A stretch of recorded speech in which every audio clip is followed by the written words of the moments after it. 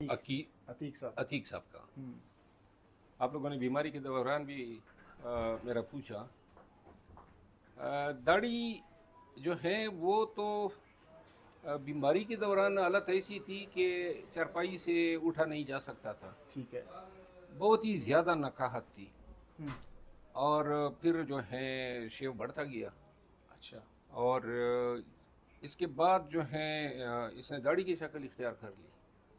تو اب جو ہے سوچ رہا ہوں کہ اس کو تھوڑا سا اور ذرا بڑھا کے چہرے پہ سجا ہی لوں. شیف شو نہیں کرنے کے ارادہ باغے.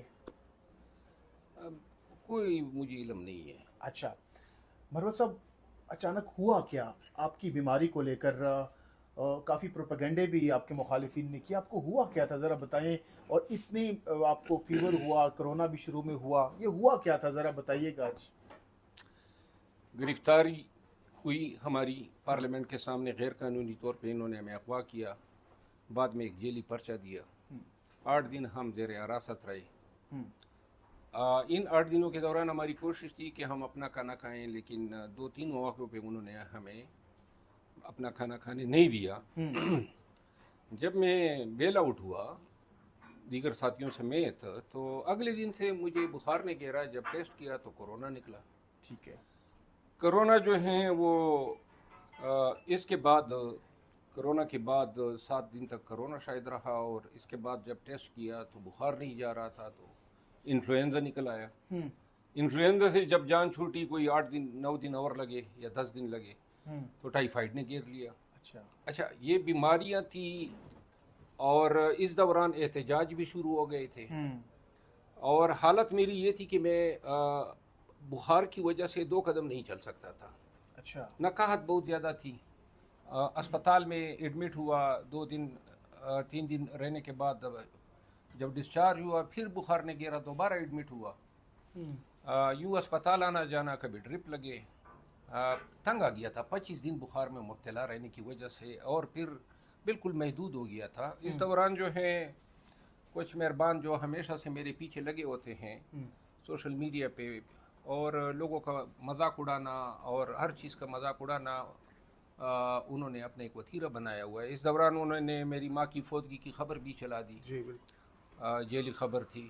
تو میں خود پریکٹیکلی اس طرح تھا جیسے بندہ قریب المرگ ہوتا ہے، کیونکہ وزن بھی میرا تقریباً 8 سے 10 کلو بالکل. لوز ہوا ہے. اور کچھ میں نے ٹیسٹ کیے، لیور فنکشن ٹیسٹ، وہ بھی تسلی بخش نہیں تھے. تو یہ میرے حالات تھے. اور ساتھ میں چھپنا بھی پڑ رہا تھا. اچھا، بیماری کے باوجود چھپنا بھی پڑ رہا تھا. چھپنا اس لیے پڑ رہا تھا نا کہ یہاں تو پاکستان میں تو طوائف الملوک کی ہے، آپ احتجاج میں ہو یا نہ ہو، ہم، گرفتاری تو یہ آپ کی کر سکتے ہیں. جس طرح انہوں نے پہلے پارلیمنٹ کے سامنے کی، پہلے انہوں نے لاہور ہائی کورٹ کے سامنے کی، اٹک میں کی. تو لہذا گرفتاری کے لیے کوئی جرم کا ہونا ضروری نہیں ہے موجودہ حالات میں. ہم، تو لہذا ایک تو گرفتاری تھی، نہ گھر جا سکتا تھا. اسپتال جو ہیں جب جاتا تھا یا ٹیسٹ کرتا تھا تو جیلی ناموں سے کرانا پڑتا تھا تاکہ پیچھے سے یہ آ نہ جائے. ہم، اور آج کل پارٹی کی یہ بھی ترجیح تھی کہ ایم این ایز جو ہیں وہ اپنے آپ کو سیکیور کر لیں. اور ان حالات میں بہرحال اب 2 دن ہوئے ہیں ہم، کہ مجھے بخار نے چھیڑا نہیں ہے. اچھا. ایک بات آپ کو بتا دوں ہم، کہ میں زندگی میں پہلی دفعہ بیمار ہوا ہوں. اچھا. کبھی پوری زندگی میں پہلی پوری بار؟ زندگی میں کبھی بیمار نہیں ہوا ہوں. پوری زندگی میں کبھی ڈاکٹر کے پاس گیا ہی نہیں ہوں. پوری زندگی میں کبھی ایکس رے، کبھی ٹیسٹ اس طرح کیے ہی نہیں ہے.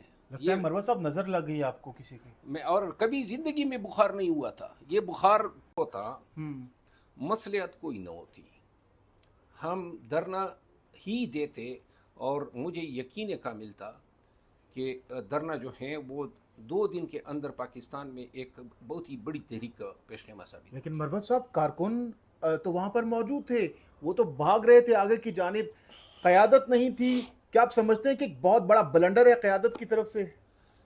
دیکھیں، میں قیادت کو تو قصوروار نہیں ٹھہرا سکتا ہوں. آلریڈی ہر چیز پہ میری زبان سے نکلے ہوئی الفاظ نے مجھے ماضی میں بھی بڑی مشکلات سے دوچار کیا. یہ خان صاحب ہی فیصلہ کرے گا کہ کیا ٹھیک کیا گیا، کیونکہ مجھے یہ بھی علم نہیں ہے، میری علی امین خان صاحب سے بھی بات نہیں ہوئی کہ دھرنے کے حوالے سے پالیسی کیا تھی، صرف پہنچنا ہی تھا یا جاری رکھنا تھا، ان چیزوں سے میں کافی لاعلم ہوں۔ تنقید ہو رہی ہے گنڈا پور صاحب سے پر کہ انہوں نے کیوں یہ اچانک سے اپنے قافلے کو چھوڑ کر وہ کے پی ہاؤس چلے گئے، بہت زیادہ ان پر تنقید ہو رہی ہے، تو کیا آپ سمجھتے ہیں کہ یہ تنقید جائز ہے ان پر جو ہو رہی ہے؟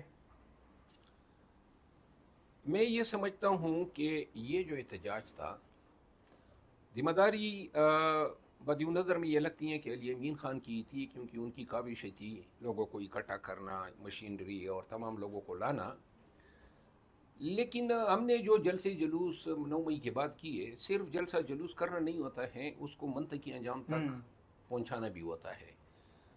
یہ میں ضرور کہوں گا کہ جو پولیٹیکل کمیٹی بیٹھی ہیں، جو کور کمیٹی بیٹھی ہیں، یہ ان کا کام تھا کہ اس احتجاج کے حوالے سے ایک plan a, plan be, plan سی بناتے۔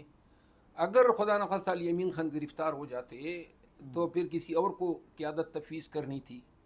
میں آپ کو بتا دوں، یہ جتنے احتجاج ہوئے کسی نے مجھے فون تک نہیں کیا، اچھا، نہ کسی نے کہا کہ بھائی آپ آ جائیں، یا خان نے کہا ہے، یا آپ کدھر ہیں، یا بیمار ہیں، تو لہذا ہم اس طرح تو نہیں کرتے تھے۔ کراچی جاتے تھے، سندھ گئے، میر پور خاص، حیدرآباد، پشاور، بلوچستان، ہر جگہ پہ جا کے تنظیم کے ساتھ میٹنگز کرتے تھے، یوتھ کے ساتھ علیحدہ، پارٹی کے ساتھ علیحدہ، candidates, M N As, M P S کے ساتھ علیحدہ، ہر ایک کو ان کے فرائض بتاتے تھے۔ اور یہ یہاں پہ ڈی چوک کے بعد جو تھا، میں یہ سمجھتا ہوں کہ شاید اس کے لیے اب کوئی پلان نہیں تھا، اور یہ ذمہ داری میں نہیں سمجھتا ہوں کہ علی امین خان پہ ڈالی جا سکتی ہے۔ اچھا، البتہ یہ ضرور ہونا چاہیے تھا کہ ان چیزوں کا ادراک ہونا چاہیے تھا کہ یہ آرام سے تو نہ آنے دیتے، تو لہذا جو ہمارے ساتھ ہوا، یا ورکر کے ساتھ جس طریقے سے مارا پیٹا گیا، کنٹینر ہزاروں کی تعداد میں، انہوں نے علی امین خان کی حکومت پہ الزام وسائل کا استعمال کیا سرکاری۔ آپ نے کس قانون کے تحت کنٹینر روڈوں پہ رکھے؟ نمبر 1، پاکستان میں کس اکاؤنٹ کے کس مد میں آپ نے کنٹینروں کو ادائیگیاں کی؟ پھر یہ آپ نے کس قانون کے تحت موٹر وے کودے، سڑکیں بلاک کی؟